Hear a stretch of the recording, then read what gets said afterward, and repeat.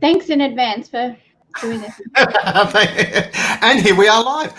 So thanks in advance. Thank you very much. Thanks for coming along. I really appreciate it. Jess, I love having a chat with you about all stuff social, all stuff Facebook and everything, because you are so knowledgeable in this. You're one of the Facebook's recognised partner things, yeah? Yeah, so I'm a Blueprint certified buyer with Facebook, and I'm also a marketing partner with Facebook as well. So what that means is that I can get on a call with a Facebook rep on the odd occasion to troubleshoot some of my clients' accounts. So that's just a little bit closer to Facebook than the average person, and it pays off. That's really cool because I have lots of trouble. Anyway, so I have spoken to them about you guys as well. So I need help. I'm the first to put my hand up and go, yep, I need help. Pick me. Look, what we want to talk about today is how local buying has changed. And basically, we were chatting even before, earlier on when we were organising this, about how even pre-COVID, there was already a trend and people were starting to become a little bit more aware of, hey, there is a building sense of let's support local, yeah? Yes, I'm seeing signs all over my local community, from the chambers, from the local governments, and there's even banners going around. I live in Albany Creek, so there's like banners around the place, support local, support small. There's messages everywhere telling the locals to support us. And I guess what I wanted to talk to you and everyone in the Facebook group today is that the local community wants to support us. Let's make it easy for them to do Absolutely. it. And in fact, we are the local community. So we should be looking, or I'm going to encourage, should's a really bad word. I'm going to try and eliminate that. It would be awesome if we started looking at how we can support each other more effortlessly and more easily. Absolutely. And I just feel that during COVID, everyone was looking online because we couldn't leave home. They were looking at websites, they were looking at social, and those businesses that have had a strong online presence, they have either grown through this or they've been able to stay afloat simply because they had those online platforms, or they've taken advantage of the online resources, and it's helped them through this. And now that all of Queensland is coming through, the behaviour for consumers, I believe, has changed, because we're looking on a website, we're looking on socials before even making contact with a business anymore and deciding to leave our home or getting on the phone. So it was a point that I wanted to stress with everybody. Absolutely.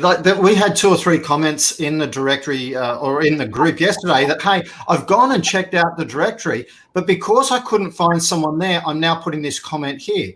So if you were already in the directory, you had an excellent chance to leapfrog, not be competing with 50 plus people who are going, pick me in a post in the group, but actually you would have had the chance to be speaking one-on-one with that prospect. And they would have only gone to the group had you not been right. Exactly. It's all looking online, isn't it? And just taking advantage of what is available. And so, naturally, I'm going to talk about Facebook and Instagram, and having a Facebook page or an Instagram account, or both. It's up to you and where your clients hang out. But having that and having an account that looks active. And I know it's difficult for sole traders, micro businesses, and some small businesses to do the full service of social media. What am I going to post? When am I going to post? But it just as a bare minimum, Kevin, can I ask everyone watching to consider just having one Facebook post a week, just to show that you're active, as like a bare minimum, so that when someone does look online, look at your Facebook page, they can see that you're open and active. I know. Now, this is Jess actually has 5 points for how to make sure that you can attract local business, and this is the first point. Okay, you jumped ahead without me getting to introduce that part, but that's okay. So in the gear.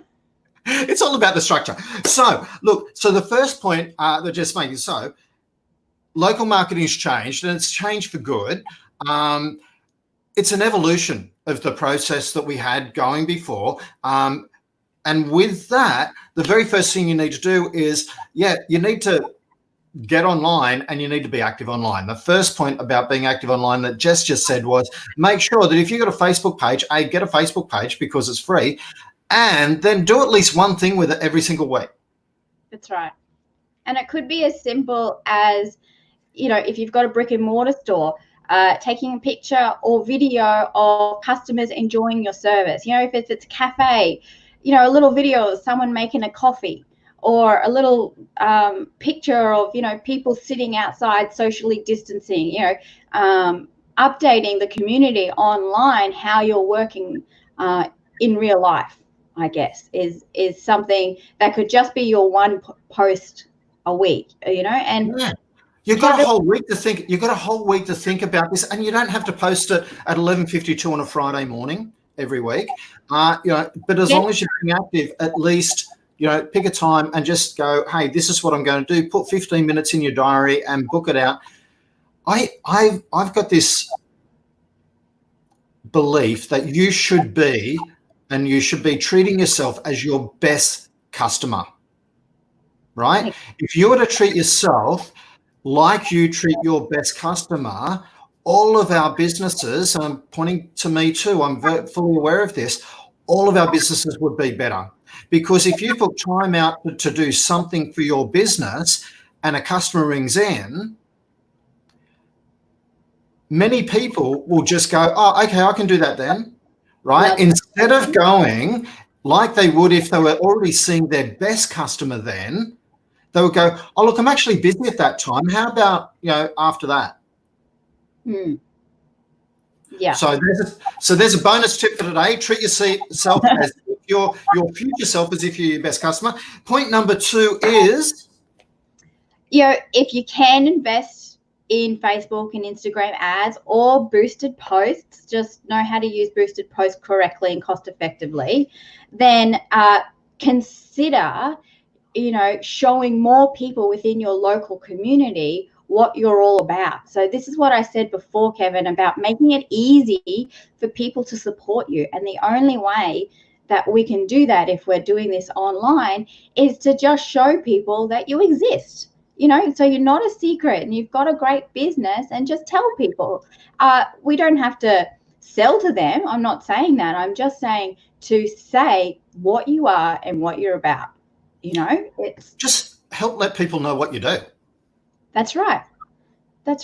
Just educate more, like, digital marketers will say brand, or we'll call this brand awareness. But essentially it's just saying, hey, here I am. This is what I do. This is, and we're a really great team down at XYZ, So it's all about investing in ads to show people who live in your local area, and you can get really targeted with Facebook ads. You could go down, you can enter the address of your business, for example, and only show people who live within 1 kilometer of your address your ads if you wanted to. Apparently 94,000 people are on Facebook that are in 1 kilometer of my address. 94. 94,000. That's what Facebook keeps telling me.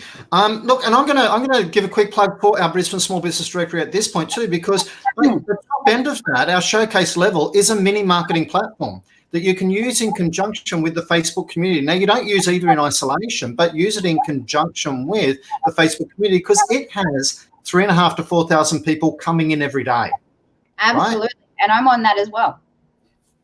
You see, it's not a one size fits all, and it's not a single strategy. You need to use a combination of these different things. Very much encourage you to do that. So we're starting to invest a small amount per year or per month in relation to getting ourselves noticed.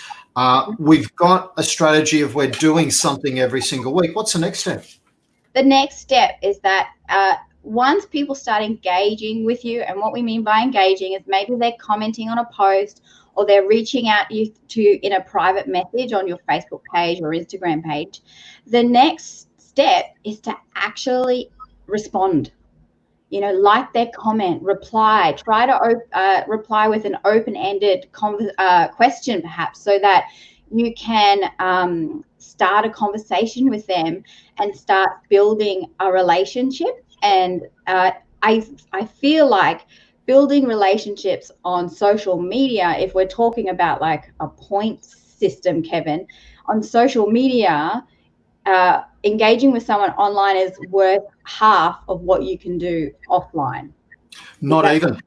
Google has their 0 moment of truth. Now, the stats I have on this are years old, so they're probably have exaggerated from there. But they said their 0 moment of truth was between 13 and 30 touch points were needed to create a sale. Yeah, right. Now, our old stats about cold calling and that sort of stuff would be it would take 5 calls to, and 98% of people would actually be doing business with you. But Google's saying it's up to 30 now, and this is going back I'm sure I heard this at least 3 or 4 years ago. So we're probably blown out from there because we are. Yeah. So it really is important that we remember that all we're looking at doing is starting the building of relationships. Yeah. Early stages. It's a little bit like, Kevin, how we were talking before. It's like meeting someone at the pub. And, I'm on this first date. I'm starting to like this guy. And where do we go to next if we want to go out on a second date? Do we go back to the pub or do we go somewhere else? If we think about touch points in that sort of way. So imagine you're liking this guy and a year later he's still only ever meeting you at the pub. How would you feel? Pretty sick of pub food after a while. And it's really not very romantic at the pub. If you start trying to progress a relationship while you're at the pub, people look at you a little bit strange. I haven't dated for a while, but I'm sure that would be strange. So I want people to think about when they're using Facebook, don't try and just sell on Facebook. Think of it as the start of the relationship. And where are you going to take people beyond there? And I know that you're a big fan of that discussion. Exactly. So I guess the next point, after you've engaged with them, after you started building a relationship with them on social and online, either through the directory or through your own website, whatever other online touch points you have, it's not just social. The whole idea and the aim of the game is to get people offline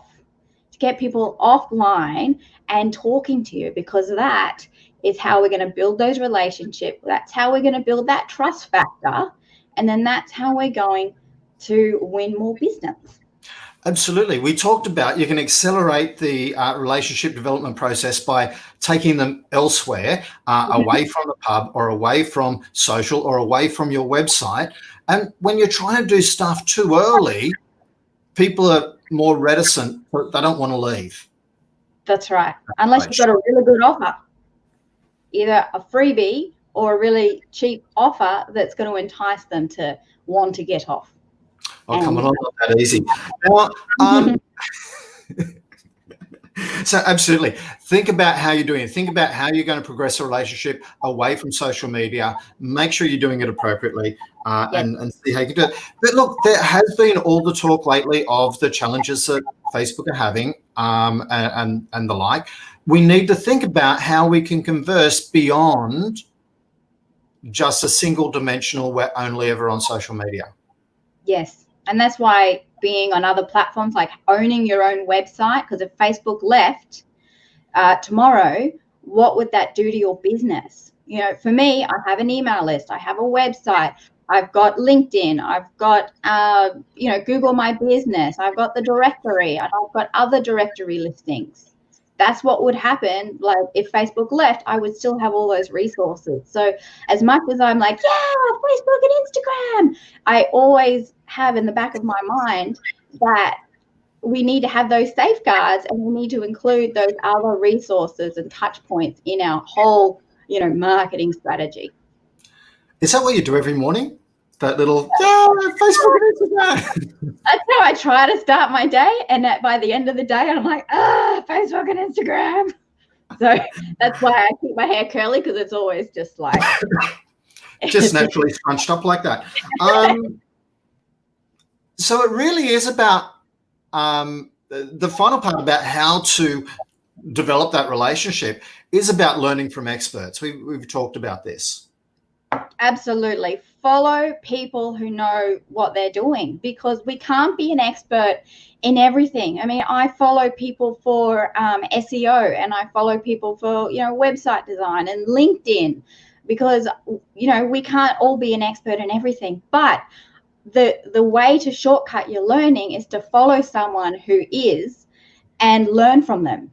And there's lots of free resources, and I'm going to plug one very soon, Kevin. There's lots of free resources where local business owners can get up to speed and get educated on whatever they want. And there's so much free stuff available, because this is how we get people off digital, by offering these free resources and learning.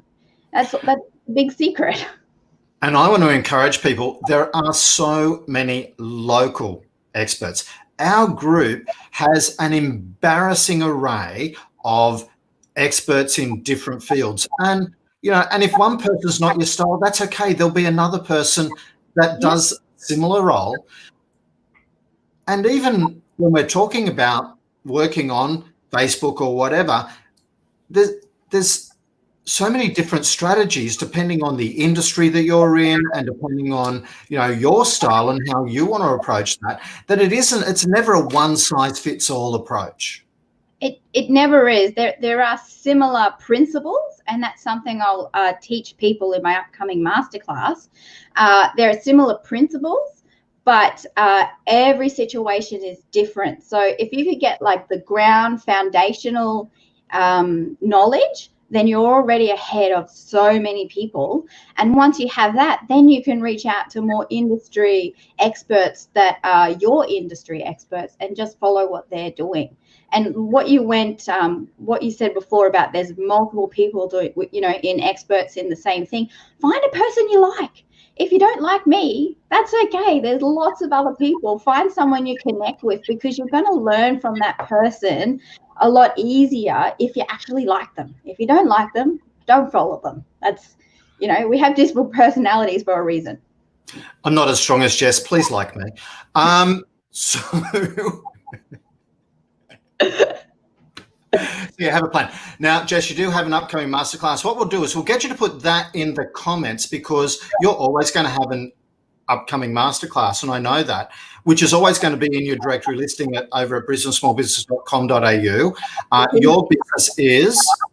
My business is called JR Media, and we're a Facebook advertising agency, and I help local business owners take away that overwhelming what do I do next feeling when it comes to promoting themselves on Facebook and Instagram.